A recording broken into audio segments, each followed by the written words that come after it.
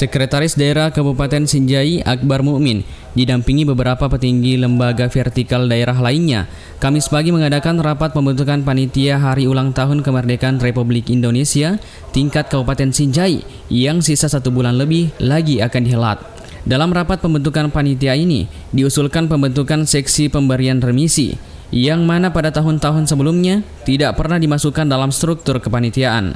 Hal itu diusulkan dengan pertimbangan bahwa upacara pemberian remisi bagi tahanan di rutan tidak kalah penting dengan rangkaian HUT RI lainnya, sehingga dipandang perlu dibentuk seksi khusus untuk itu.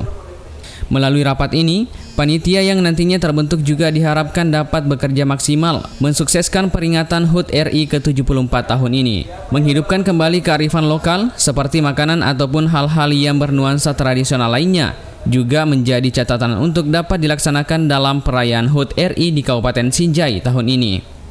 Arhan Baharudin, Sinjai TV.